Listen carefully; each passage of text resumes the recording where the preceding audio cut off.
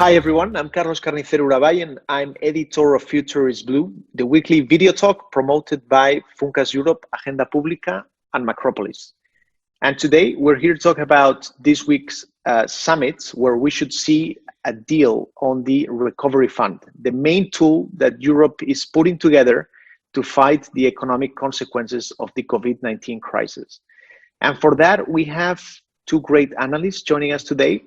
Let me introduce you to Eva Valle, joining us from Madrid. And Eva is former director of the economic cabinet of the Spanish Prime Minister and founder of QED Economics. And joining us from London, let me introduce you to Pepijn Bergsen, research fellow Europe program at Chatham House. So thank you both for joining. And the first question I have for both of you is, why is it so important to get a deal at this week's summit? Eva, why don't you explain us why you think it's so important, this deal? Okay, so good morning, everyone, and nice to be here with you. In my opinion, after 10 years of a major financial crisis, we need to face another crisis, totally new in nature, and that is having deep effects in a very short period of time.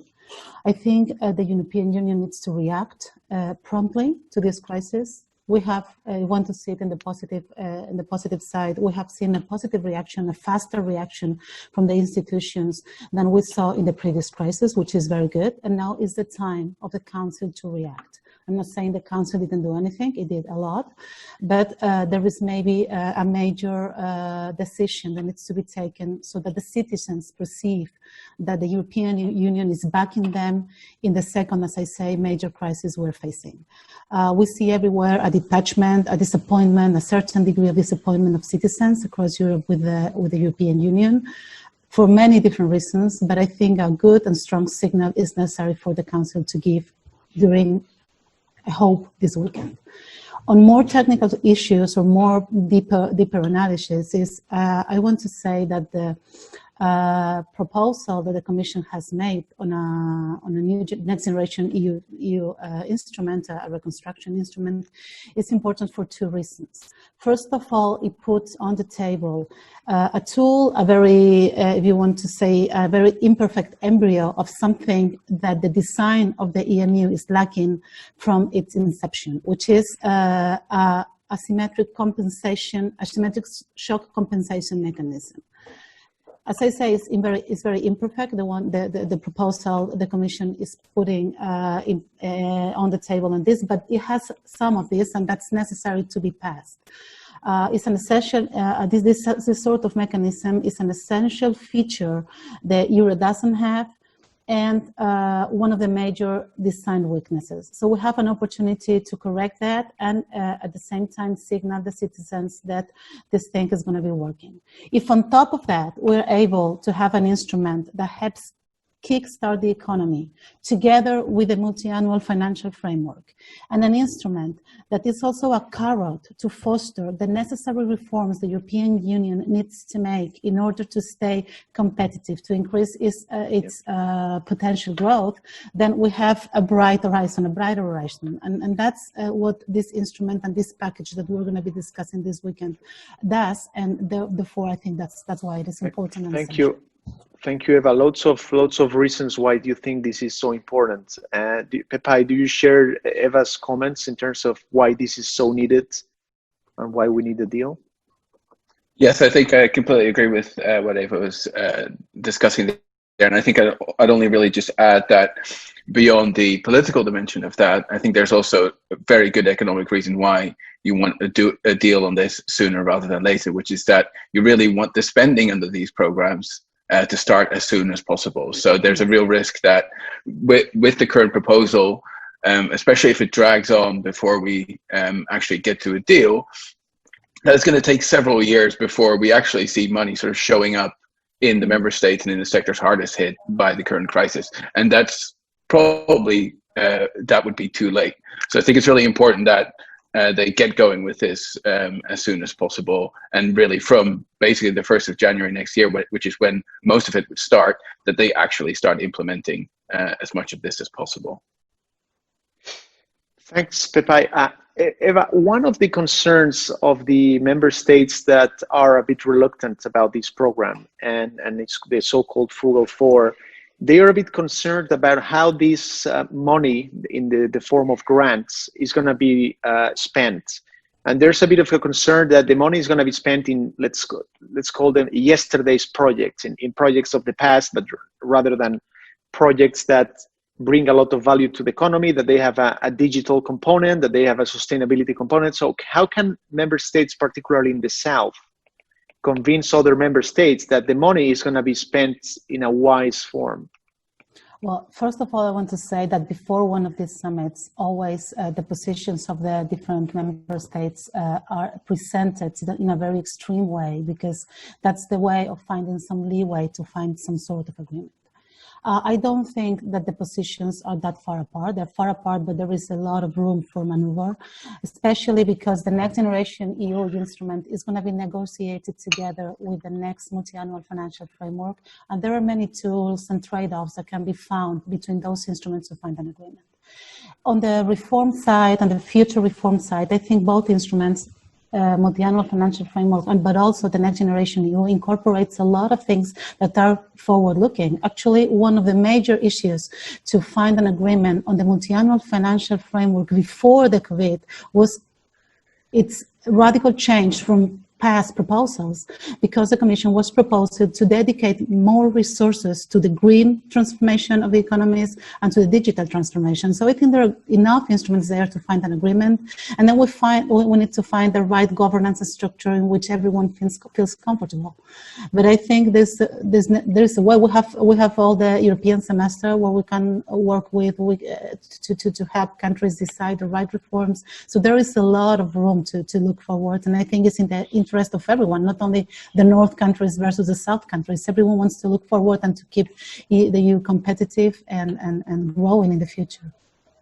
Thanks, Eva. So, Pepijn, this is a real concern, like how the money is spent. Do you think, what kind of guarantees some member states would need to accept the fact that we're going to have for the first time this amount of money put together in the form of grants with common debt? So this is a huge step, and I guess we need strong guarantees in terms of how these funds are going to be spent. What's your view on that?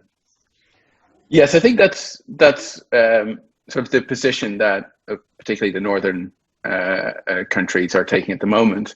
But a lot of that is already baked into the proposal as it is on the table right now. This is not just about sending X amount of money to different member states. The member states have to set up or come up with their own national recovery plans, which then have to be approved by, well, either the Commission or the Council. And I think that's one of the areas in which the debate will be about this weekend in the Council.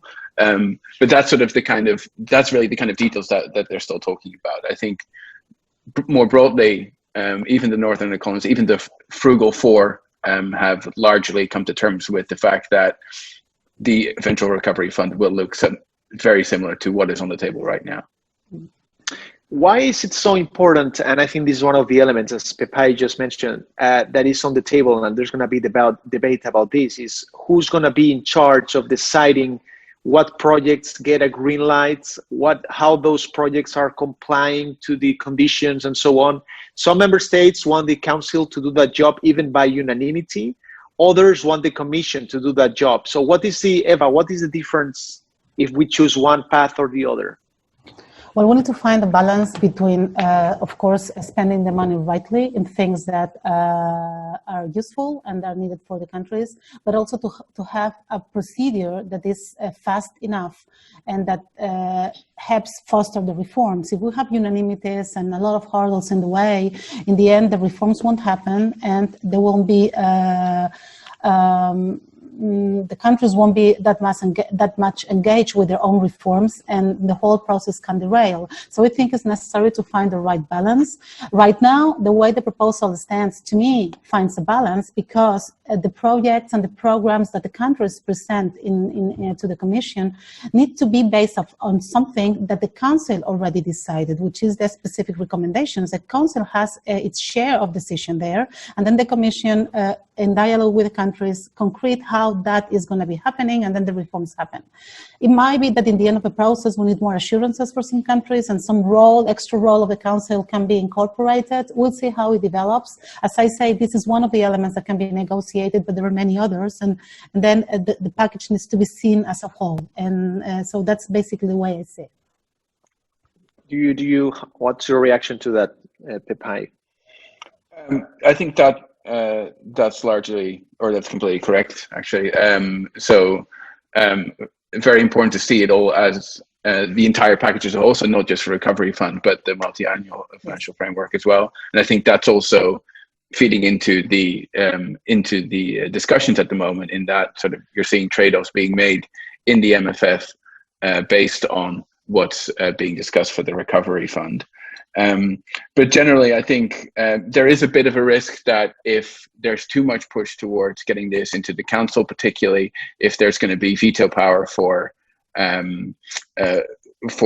member states over these national recovery plans, that it not only delays them, but that you're also going to build up even more political discord within the EU over these plans over the coming years. So in terms of getting this implemented fast, which is just, I've said it before, but that is, I think, really important at the moment. It's not just about finding the right balance in terms of where the spending is, but this needs to happen very quickly if it's to have sort of the kind of macroeconomic impact that we're all hoping for. Then this needs to be done rapidly, without the kind of sort of political delays that especially sort of a full agreement within the Council would create. Yeah, you're right. I think time is so sensitive, and for some member states, timing is crucial because the impact in the economy is being so huge that time is so sensitive for them.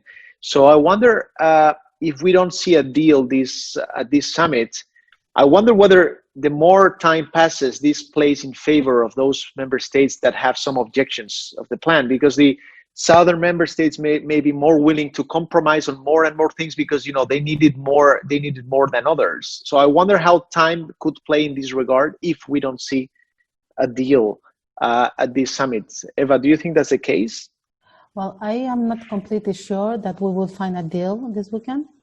I think there is, as I said, room for maneuver, but I'm not sure that we will close it this weekend, first thing. Second, I am a little worried about what the signal would be if we do not find a deal this weekend. Not because that can maybe make the whole thing derail, or the timing issues can maybe strengthen some positions versus others, but because the markets have already taken into their decisions that this thing in some sort of form will be approved, and that this is going to be, and the Council is going to do the share they're supposed to do in a monetary union. The ECB is already doing its part, the Commission did what it could, and now it's the Council's time. If we do not make a decision rightly, we might face a reaction of the markets, and that can maybe change completely the dynamics afterwards. So let's see what happens. Let's hope for a principle of agreement, at least after this Council, and then we'll see. I think time is more important in terms of the signal to the markets and to third parties than to the positions of the countries.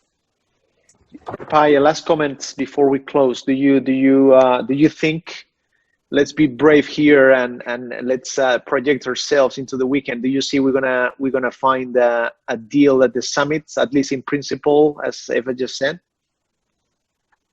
I think being brave, or not really being very brave, I think it'll be quite difficult to get to an agreement this weekend, and I think that's mainly because for the leaders of particularly the Frugal Four, they kind of need more delay within sort of their domestic political scene to push this through, as in they need to be seen to be pushing back, and we've done everything we could to limit this. I think when looking at sort of the actual content of the agreement, that is already quite clear, and I think that's also what's going to happen there, and I think that feeds into probably the market view that something like this is going to be passed at some point. But looking at the domestic politics in my home country of the Netherlands, for instance, I think Prime Minister Rutte would prefer to be seen to push back one more time and then within a few weeks at some emergency summit, agreed to effectively what's on the table this weekend, and then say, well, yes, I was forced into it. I did all I could, and I got this and this out of it. But we have to accept this. So I think it's more the domestic politics that are constraining whether we get to a deal this weekend than the actual deal itself. Okay, this is familiar. The local politics interfering into what a European response to familiar, and for probably for every member state has its own political dynamics that the leaders need to be accountable for, and so on. Thank you both. I think this was very interesting. So thank you both for joining. And let me remind everyone that this is our Future is Blue video talk promoted by Funcas Europe, Agenda Pública, and Macropolis. And we'll be in touch very soon. Eva, Pepijn, thank you for joining. Thank you for having me. Thank you very much.